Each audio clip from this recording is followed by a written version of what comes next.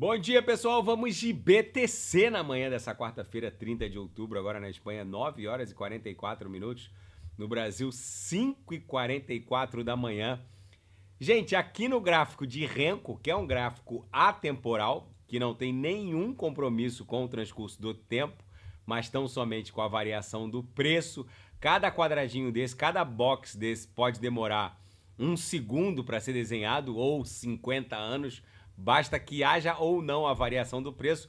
Como é um gráfico que goza de uma inércia movimentacional muito mais brutal, a gente consegue analisar de forma mais clara o padrão comportamental do ativo. Então agora, se a gente romper esse topo aqui em 73777, os senhoritos já sabem, a gente vai startar uma pernada ascendente que provavelmente só deve parar entre 109 e 111 mil dólares, porque essa perna aqui tem que ser proporcional a a perna que antecedeu a congestão. Essa congestão aqui funciona como uma bandeira. Então, essa perna tem que ser proporcional a essa perna. Por isso que eu estou reportando aos senhores que há toda uma coerência gráfica, não só com o Renko, mas com com o próprio gráfico semanal.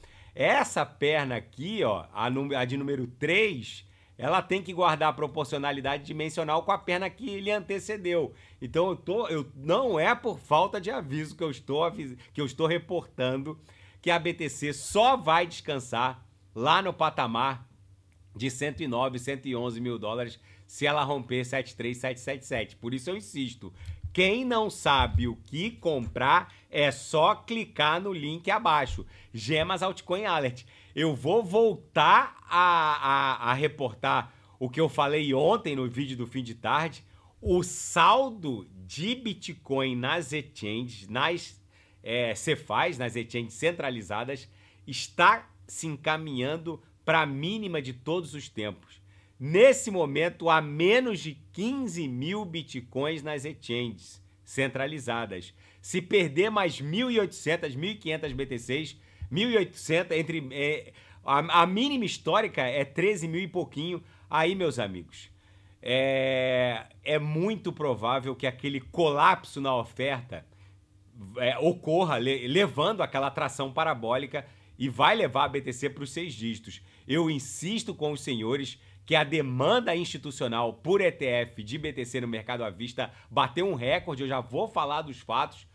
O fluxo positivo de recursos em favor do ETF, de ETFs de BTC no mercado à vista bateu um recorde diário ontem. Só no dia 29 de outubro foi registrado um fluxo positivo de 870 milhões de dólares. É o maior fluxo positivo num simples dia. Isso está se encaminhando para passar de 1 bi por dia. Eu insisto com os senhoritos.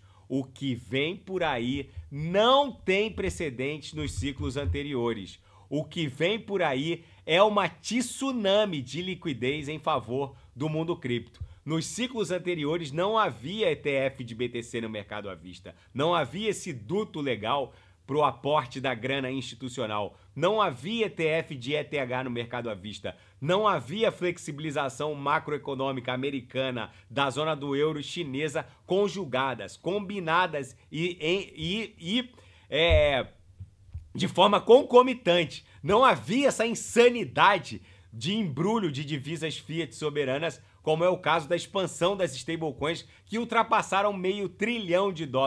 Não havia essa profusão de CBDCs, que são divisas digitais de bancos centrais começando a circular. Não havia um build da BlackRock, que está tokenizando o mercado obrigacionista norte-americano, Treasuries, Bonds, T-Bills rodando como token ERC20 na rede ETH, inundando de liquidez as DeFis. Não havia tokenização de ativos do mundo TradeFi, ações da Apple, Nvidia, Microsoft, basicamente rodando como token ERC20 na rede ETH. Não havia tokenização de ativos do mundo real, imóveis, veículos estão se transformando em NFTs. Gente, só se o sujeito for menos que um mineral para não entender que aquele nosso grande padrão xícara alça está iniciando a sua fuga ascendente. Tecnicamente, a gente ainda está na congestão, porque a gente não venceu o topo desse grande mastro dessa bandeira que está lá em 73777. Tecnicamente, os senhoritos podem e devem embarcar ainda na congestão. Quem não sabe o que comprar é só clicar no link abaixo. Ali no Gemas Altcoin Alert, no link abaixo, eu selecionei as 40 melhores altcoins em potencial de retorno para esse ciclo, subdivididas em Super Large Caps, que são aquelas altcoins de capitalização massiva de dezenas de bilhões de dólares e em que o risco dos senhoritos é muito baixo e facilmente vocês vão surfar 1 vezes 4, 1 vezes 5, talvez até 1 vezes 6. As middle caps, que tem uma capitalização um pouco menor, o risco é um pouco maior, não é um risco tão alto assim, mas facilmente os senhoritos vão surfar 1 vezes 20. Imaginem vocês verem o próprio capital multiplicado por 20 vezes nos próximos meses. E as micro caps e small caps, onde o market cap é pequeno, o risco é muito alto, mas se qualquer uma das microcaps vingar, facilmente vocês vão surfar 1 vezes 50, 1 vezes 100 ou mais. O sujeito para estar fora dessa revolução que está em vias de se desdobrar sob os nossos olhos, ele precisa ser bem menos que um mineral. Gente, aqui agora eu vou mostrar para vocês o gráfico da totalidade do market cap do mundo cripto com exclusão do top 10, ou seja, com exclusão daquelas altcoins com capitalização ali acima de 3, 4 bi. Gente, não tem como negar que aquele meu indicador que mede o início de corpos reais acima da linha d'água aqui no semanal, ele já foi acionado. Então, tecnicamente, a gente está pronto para iniciar a tração parabólica. A próxima parada dessa curva parabólica vai levar o market cap das altcoins de baixa capitalização para algo em torno de 1,6, talvez 1,8 tri. Essas são as altcoins de baixa capitalização. Agora, se a gente colocar no Total 2, que mede a totalidade do market cap do mundo cripto com exclusão somente da BTC, ou seja, aqui é a totalidade do market cap das altcoins, o mesmo cenário está se desdobrando. Vejam o squeeze. Tá a uma barrinha de iniciar uma bela amplitude ondulacional compradora. E tem gente ainda falando em topo. Meus amigos, a maioria daqueles Zé Topinhos que venderam lá no medo extremo, quando o índice do medo e da ganância estava aqui em 27, quando a BTC agulhou lá no dia 5 de agosto para 49 mil, a maioria desses Zé Topinhos, eles ainda não voltaram. Eles só vão voltar quando o índice do medo e da ganância estiver a 88 e a BTC a 111 mil dólares. Aí eles vão voltar. Aí sabe o que vai acontecer com esses Zé Topinhos? Eles vão tomar uma invertida, porque a BTC vai bater 111, agulhar de volta para 88, depois vai formar uma cunha, vai ficar batendo de 88, vai voltar para 109, depois cai para 96, depois sobe para 102, forma o bico de uma figura para depois explodir em direção a 180, talvez 200 mil dólares. Só que os Zé Topinhos vão embarcar a 111 e vão sair de novo no desespero a 88. Depois eles só vão voltar, aí vão vender no prejuízo de novo, aí depois eles só vão voltar pagando 180, 190 mil numa Bitcoin. Não sejam Zé Topinhos. Comprem o medo extremo. Lá quando a BTC agulhou para 49 mil, ali era a hora de ser corajoso. E vendam a ganância extrema e não o contrário. Na seara fática, fluxos de entrada positiva de dinheiro em favor dos ETFs de BTC no mercado à vista bateu mais um recorde de todos os tempos. 870 milhões de dólares somente no dia de ontem, 29 de outubro de 24. Tá caminhando para 1 bi por dia. Eu volto a insistir, não é possível se criar mais de 3 BTCs por dia. Bitcoin não é como ouro. O ouro é um ativo altamente inflacionário. Se o ouro dispara, uma mineradora de ouro no Amazonas, no Alasca, eles buscam ouro numa lâmina d'água mais profunda, buscam ouro até lá no Fosso das Marianas. Eles vão buscar ouro onde for possível, se o preço justificar. O ouro é altamente inflacionário, ao contrário da crença popular. A BTC não, só é possível produzir 3 bitcoins a cada 10 minutos. Não ousem estar de fora, porque o que vem por aí é insano. E o CFO da Flórida, como se fosse o diretor financeiro do estado da Flórida, para um padrão brasileiro, seria o secretário da Fazenda ou do Tesouro do estado da Flórida, diz que vai expor os fundos de pensão do estado da Flórida ao Bitcoin. O diretor financeiro da Flórida e marechal reformado dos bombeiros Jimmy Patronis disse que vai expor os fundos de previdência dos aposentados do estado da Flórida ao Bitcoin, seguindo os planos de Donald Trump de criar, né, um tesouro nacional em Bitcoin se ele for eleito. Enfim, é um novo normal. E o preço da Solana atinge a maior alta em 3 meses e dados sugerem que ela facilmente vai ultrapassar os $200. Mas o interessante nessa reportagem é que os dados que sustentam essa nova máxima histórica para a Solana são dados fundamentalistas. A Solana ultrapassou a BNB Chain, a Binance Smart Chain, e se tornou a segunda maior rede em TVL líquido bloqueado. Embora ainda esteja atrás da Ethereum, a diferença vem diminuindo a cada semana. A curva de agressão da Solana é muito mais agressiva do que a curva de agressão de adoção da ETH. A quantidade de Sol em Liquid Staking continua batendo recordes diários. Enfim, muito em breve a Solana vai acabar se consolidando como o terceiro maior criptoativo em capitalização. Vamos botar lá na CoinMarketCap e ver exatamente onde está a Solana no top aqui, no ranking. Tá no top 5. A Solana hoje é a quinta, é o quinto criptoativo em capitalização, com um market cap de 83,93 bi. Gente, até o final desse ciclo, a Solana tem condições de se transformar na principal solução de camada 1 do planeta.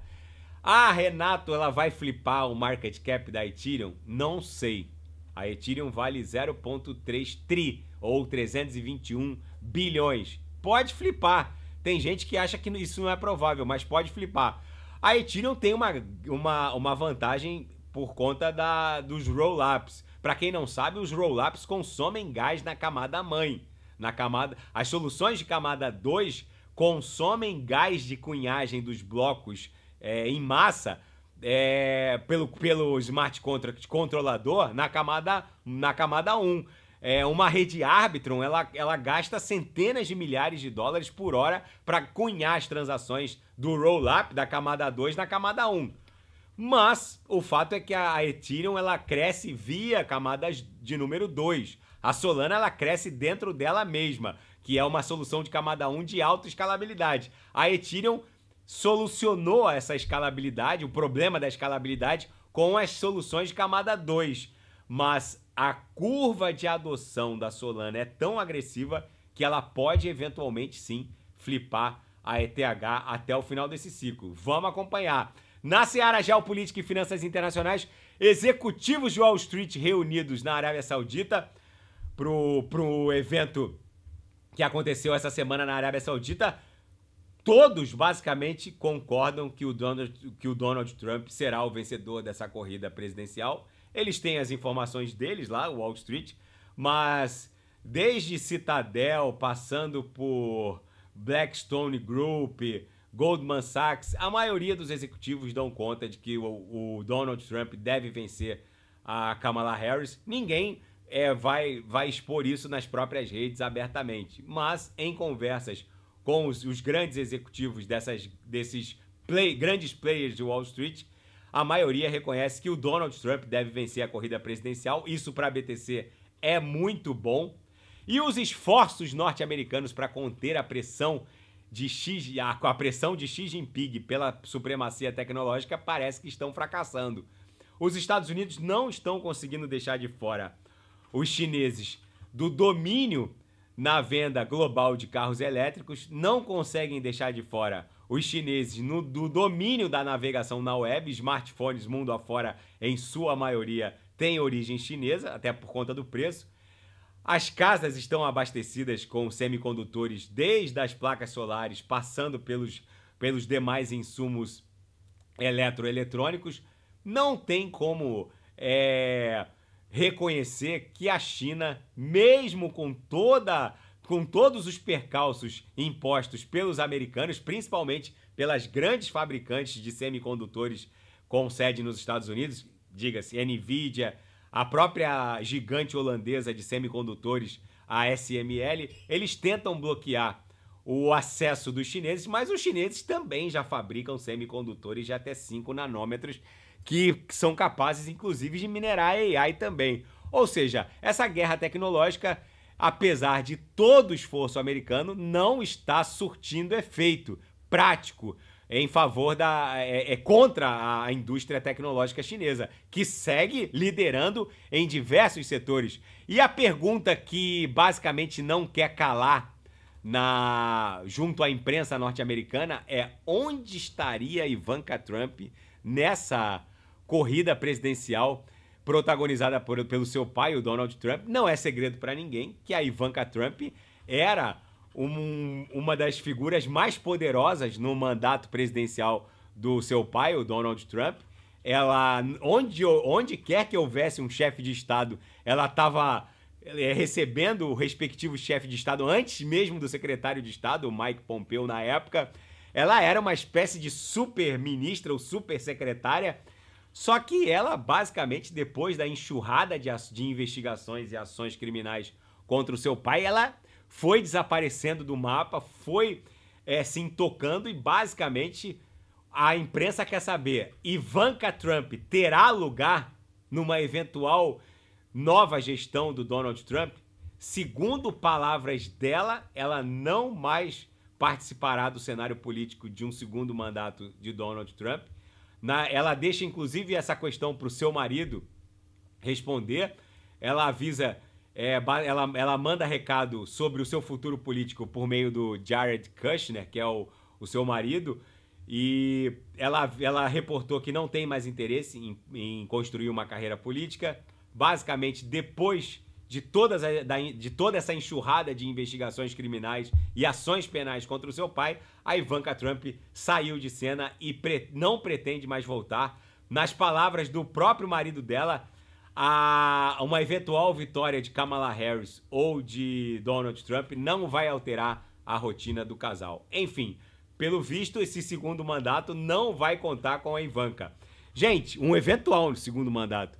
Gente, a BTC está em vias de romper e iniciar a nossa fuga ascendente. Ela muito provavelmente, se romper 73777, só pararia num patamar de 6 dígitos. Por isso eu insisto, quem não sabe o que comprar, é só clicar no link abaixo. Daqui a pouco eu volto com Total 2, Binance Coin, Atom, Kusama, Polkadot, Solana, e quem quiser sugerir, é só colocar nas mensagens abaixo. Grande abraço, até daqui a pouco.